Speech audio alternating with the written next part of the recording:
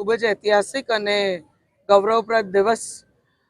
સુવિધાની દ્રષ્ટિથી આંતરમાળખાકીય સુવિધાની દ્રષ્ટિથી આજે આપણે કહી શકીએ માનનીય મુખ્યમંત્રી શ્રીની ઉપસ્થિતિમાં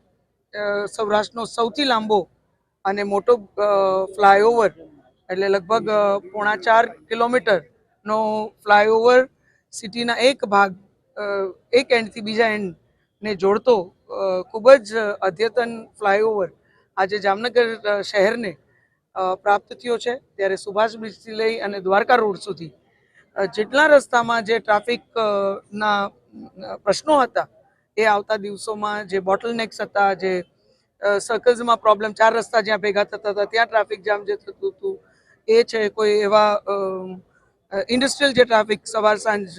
આપણને એના લીધે જે મોડું થતું હતું એ હવે ભૂતકાળ બની જશે અને આપણું જે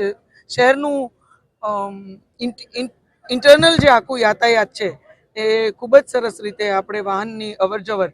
આ બંને સુવિધાઓથી એટલે કે ફ્લાયઓવર અને ઇન્ટરનલી આપણે જવું હોય તો આપણી પાસે શહેરની બધી સુવિધાઓ છે એ રસ્તાઓના માધ્યમથી આપણે આરામથી કરી શકશું। ત્યારે હું જામનગરના સર્વે નાગરિકોને ખૂબ ખૂબ અભિનંદન પાઠવું છું અને માનનીય મુખ્યમંત્રી શ્રીએ અહીંયા ઉપસ્થિત રહી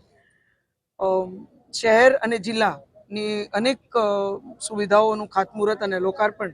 એમના વરદ હસ્તે કરવામાં આવ્યું। ત્યારે જિલ્લાના પણ નાગરિકોને હું ખૂબ ખૂબ અભિનંદન પાઠવી અને માનનીય પ્રધાનમંત્રીશ્રીના નેતૃત્વમાં ઇઝ ઓફ લિવિંગ માત્ર સૂત્ર નથી પણ કાયદેસર એમનો એક સંકલ્પ છે, ભારતીય જનતા પાર્ટીના તમામ કાર્યકર્તાઓનો એક સંકલ્પ છે કે જેટલા લોકોના સંઘર્ષો ઓછા કરી શકીએ એટલા કરીએ, જેટલી એમને સુવિધાઓ આપી શકીએ એટલી આપીએ ને એ પ્રકારે જ આજે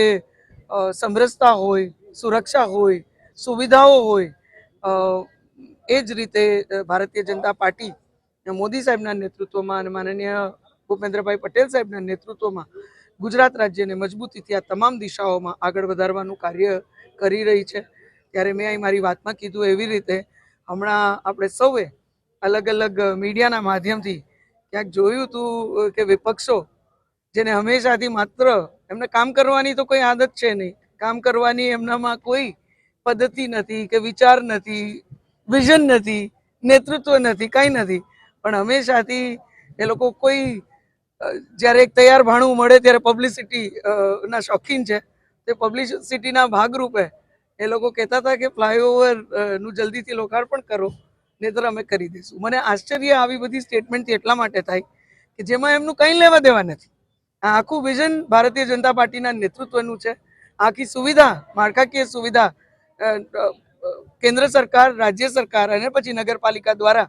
જામનગરના નાગરિકોને આપવામાં આવી છે। ત્યારે લોકાર્પણ કેવી રીતે એ લોકો કરશે જાણે નાગરિકોની ચિંતા હોય। એટલે આવો ખોટો જસ કાઢવાની જે એક આદત છે, ખોટી પબ્લિસિટીની જે ભૂખ વિપક્ષોને છે એ મને લાગે છે કે એમને કોઈ દિવસ બીજો કોઈ વિઝન કે લોકો વચ્ચે રહી અને લોકસેવા સાચા અર્થમાં કરવી એ કોઈ વિષય જ એમનો નથી। અને ભારતીય જનતા પાર્ટીમાં તો નરેન્દ્રભાઈના નેતૃત્વમાં એક એમને જ ચિલ્લો ચાતર્યો છે કે જેનું ખાતમુહૂર્ત અમે કરશું, એનું લોકાર્પણ પણ અમે કરશું અને એના અનેક ઉદાહરણો આપણે સમગ્ર રાજ્યમાં, સમગ્ર દેશમાં જોયા છે। ત્યારે હમણાં જ માનનીય મુખ્યમંત્રીશ્રીએ કીધું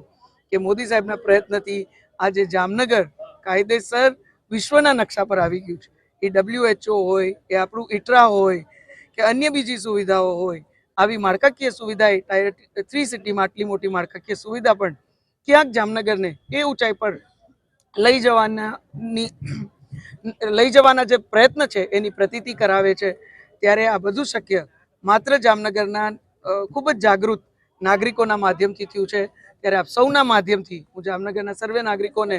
હૃદયપૂર્વક અભિવાદિત કરી એમને ખૂબ ખૂબ અભિનંદન પાઠવું છું અને આ તકે પુનઃ માનનીય પ્રધાનમંત્રીશ્રીનો અને માનનીય મુખ્યમંત્રીશ્રીનો આ સુવિધા બદલ અને સતત જામનગરની ચિંતા કરવા બદલ ખૂબ ખૂબ એમનો આભાર વ્યક્ત કરું છું।